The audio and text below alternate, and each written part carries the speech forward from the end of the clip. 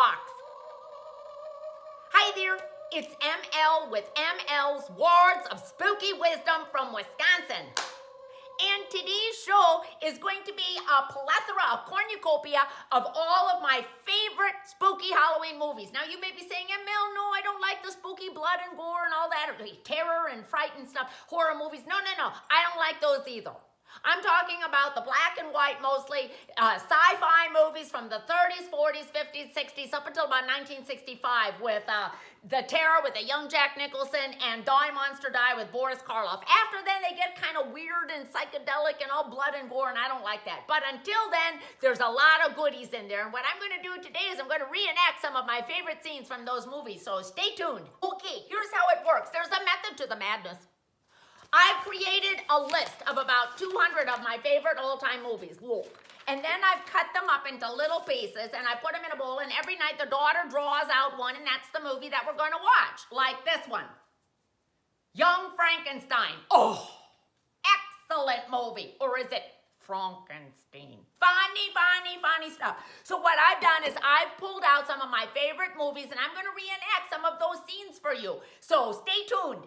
Okay, the first one is green slime. Oh, there's this space station out in outer space, like the International Space Station, and it's spinning around, and they get attacked by some sort of like green slime from outer space, and it comes in and it infiltrates the whole system, and it was filmed in Japan, and they used Japanese school children to run around and be the green slime monsters. And this was the theme song. Rock and roll! Green slime! Okay, Devil Girl from Mars. It takes place in Britain in a pub. And this devil woman, and she's dressed kind of naughty. She's got on black leather and garters and all sorts of stuff. And she comes into the tavern like this. Earthlings, I am the Devil Girl from Mars. I will take over your planet. You have 3 hours to live. Discuss amongst yourselves. Then she sends in her robot to do all of the taking over. And he walks in like this. And he's walking really slowly. And I'm thinking to myself, it's going to take like 3,000 years for him to take over the planet at that rate.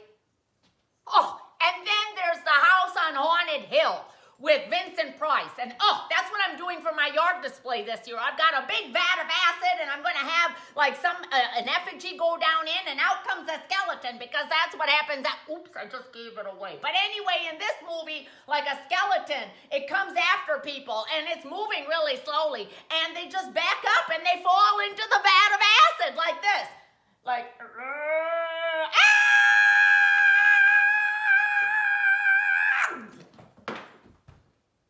Okay, then another movie is called Them, T-H-E-M! And this movie was actually pretty good. I thought it was pretty good. It's about, during World War II, when they were dropping all of those atomic bombs on Bikini Atoll, that all that radiation comes in, and it takes an ant farm, and like a little kitty ant farm, and it irradiates all those ants, and they become to be like monsters 50 feet long, and they invade the sewer system in LA. And then they bring in all the World War II tanks and all this kind of stuff, and they're trying to fight the big giant ants and stuff. And that's a pretty good movie. And this is how they did it, I bet. Look.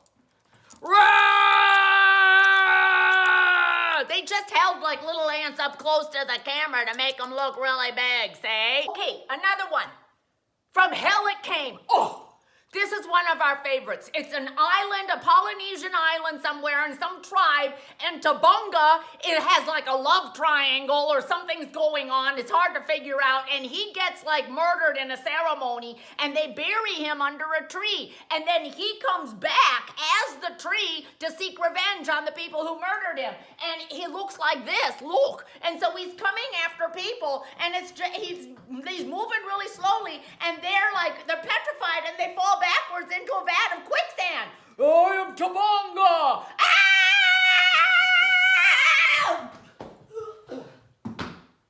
I'm okay. Oh, House of Dracula. It's a threefer. You got Dracula, you've got the werewolf, and then they find Frankenstein buried in the sand in the cave under the house of Dracula. Oh, it's just a triumvirate of spookiness.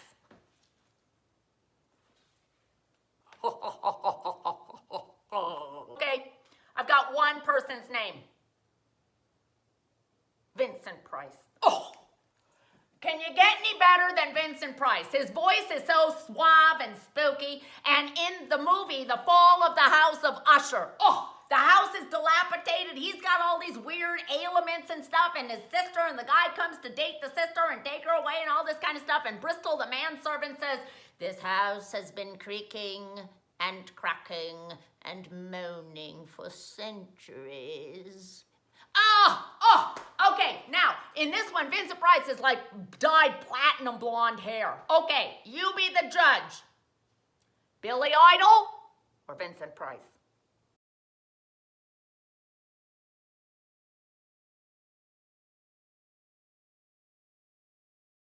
Okay, last one, Taming of the Shrews. Oh, they're on this like island in the Pacific, and it's all like radiated with that World War II H-bomb stuff, and these shrews are all on the island, and they're running around crazy because they're extra carnivorous, and the people are hiding because the shrews want to eat them, and all this kind of stuff. And if you look closely, the shrews are really just dogs wearing sheepskin on them, and they go by so fast, they're hoping that, you know, the viewers won't notice, but if you slow it down, you can see it's a dog with the sheepskin on it. Ha ha ha, but it's still a good movie. It's still a good movie. You got to use your imagination. Oh my gosh, it's a shrew. It's running back and forth. It's coming to get us. Well, I hope that this has given you some tips and ideas on some spooky Halloween movies. All right, bye-bye, everybody.